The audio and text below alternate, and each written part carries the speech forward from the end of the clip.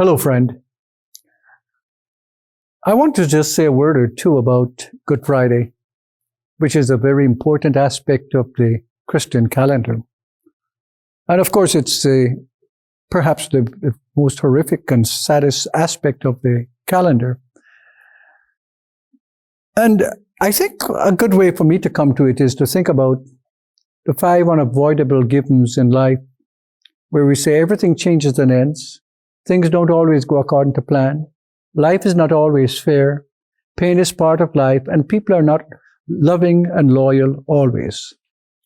When we think about Jesus' experience, just as a man going through the experience itself, let's not even think about the God aspect of Jesus. Let's think about the human aspect of Jesus, because if we confuse it too much with the fact that there's this God aspect, we may not understand what it is like to go through the worst of the worst. Though I go through the valley of the shadow of death, I shall fear no evil, says David. But here's Jesus on the Last Supper. This is Holy Thursday, experiencing that his disciple or a disciple is going to betray him. People are not loyal and loving always. And here is he thinking in terms of the fact that he's coming not only to the end of his life here on earth, but he has vision of the horrific ways in which the Romans treat criminals through crucifixion. And he is through sharing the Passover with them, and this, of course, we have talked symbolically about, or will talk symbolically about in our Easter program, so I won't do that now. And he wants to go out into the garden to pray, as all of us would in a profoundly moving life experience as this is. And he invited 3 of his disciples to go with him. And he said, pray that you will not fall into temptation. And he goes across to a little way, a stone's throw from them to pray. And he comes back and he finds them asleep. And you can imagine how somebody like Jesus feels that his disciples couldn't even keep watching with him. He says, watch and pray so that you will not fall into temptation. So you get the feeling that things don't always go according to plan. And life has always changed. And then he goes into where a particular disciple now kissed him to show that he's the guy who needs to be taken away and to be crucified. That's Judas, of course. And this horrific act is symbolized with a love act, a kiss. So it makes us think in terms of how we treat each other and how much can we, in our love, not use people because he's getting 30 pieces of silver for our own purposes, but to understand that love is a sacred trust, a sacred relationship between ourselves and somebody else. And we should not betray them in this manner. On top of that, when Jesus is taken away, then we see Peter, who told Jesus that he would never turn his back on him.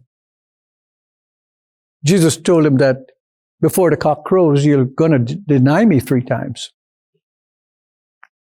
And 3 times, somebody comes up to Peter and said, you were one of them. He said, no, I do not know the man. So you see again the loyalty, the pain of life. And then the cock crows. And Peter remembered, and he was very sorrowful. Jesus is taken away, he's tried, he's found really not guilty, and yet there's a choice between Barabbas to be punished or Jesus. And for some reason, the crowd says, make it be Jesus and release Barabbas, who is a murderer. Jesus is then taken and he's scourged, he's put thorns in his head, he's given this heavy cross to bear, he is put on, that mountain there with two thieves who are crucified with him. One is cursing him, and the other one says, no, this man is innocent. And Jesus, in compassion, even as he's nailed to the cross, says, today you will be with me in paradise. The power of this story is the power of our capacity to move beyond the pain. Life is pain, as I said before.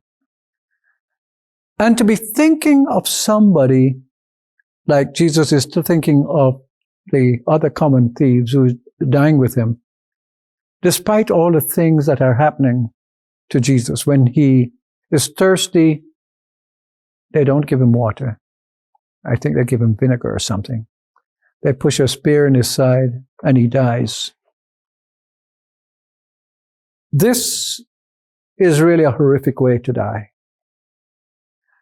But you can see that it ties in with something that Jesus said earlier on in his ministry, where he says, I have overcome the world.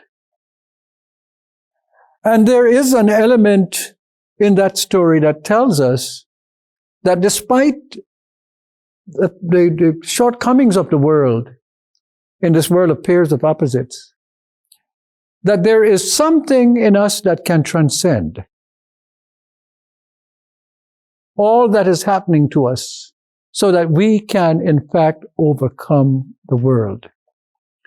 And yes, life is pain. Everything changes and ends. We're all going to die sometime.